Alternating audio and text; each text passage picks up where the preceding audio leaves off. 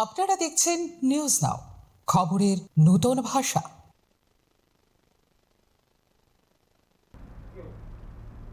ত্রিপুরায় সিনিয়র শিক্ষকদের ট্যাট সংক্রান্ত কেন্দ্র নির্দেশিকার প্রতিবাদে রাজপথে নামলেন শিক্ষকেরা।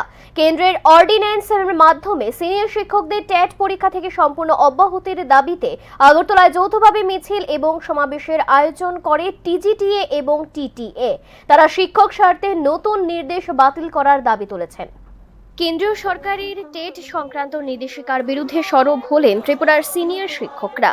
টিজিটিএ এবং টিটিএর এইচবি রোডের যৌথ উদ্যোগে আগরতলার রাজপথে অনুষ্ঠিত হয় বৃহৎ শিক্ষক মিছিল ও সমাবেশ। শিক্ষকদের দাবি, দীর্ঘদিন ধরে কর্মরত সিনিয়র শিক্ষকদের ট্যাট পরীক্ষায় বসতে বাধ্য করা হলে তাদের পেশাগত মর্যাদা এবং সামাজিক সম্মান ক্ষুণ্ণ হবে। তাই কেন্দ্রের অর্ডিন্যান্সের মাধ্যমে সিনিয়র শিক্ষকদের ট্যাট পরীক্ষা থেকে সম্পূর্ণ অব্যাহতি দেওয়ার দাবি জানানো হয়। সমাবেশে বক্তব্য রাখতে গিয়ে ত্রিপুরা সরকারি শিক্ষক সমিতির সাধারণ সম্পাদক আশিস চৌধুরী বলেন, ট্যাট বাধ্যতামূলক করা হলে রাজ্যের বহু শিক্ষক সমস্যায় পড়বেন।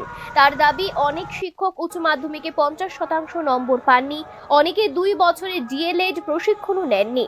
এছাড়া এমন বহু উপজাতি শিক্ষক রয়েছেন যাদের শিক্ষাগত যোগ্যতা মাধ্যমিক পর্যন্ত, ফলে তাদের পক্ষে বর্তমান নির্দেশিকা অনুযায়ী ট্যাট পরীক্ষায় অংশ নেওয়া বাস্তবে সম্ভব নয়। কিন্তু এই ত্রিপুরার ক্ষেত্রে আরো অনেক বেশি সমস্যা আছে, কারণ এই টেট দিতে গেলে শিক্ষক শিক্ষিকাদেরকে এইচএস 50% হতে হবে, 2 ইয়ার্স ডিএলএড পাস করতে হবে। আমাদের এই ত্রিপুরার অনেক শিক্ষক শিক্ষিকা আছেন যারা এইচএস 50% নয়, যাদের ডিএলএড দেওয়া নেই, এমনকি মাধ্যমিক পাস নন এমন উপজাতি সম্প্রদায়ের কিছু শিক্ষক শিক্ষিকাও এই ত্রিপুরাতে আছেন। তাহলে তারা টেট দেবেন কি করে? তারা শিক্ষকতায় থাকবেন কি করে? এই অমানবিক যে ব্যবস্থাপনা, এই ব্যবস্থাপনা পরিবর্তনের জন্য আজকে দুটি সংগঠনে মিলে এখানে ত্রিপুরার ক্ষেত্রে আমরা রাস্তায় নেমেছি।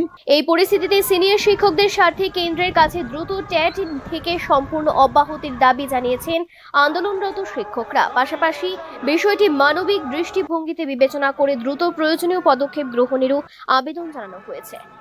Bureau report, news now.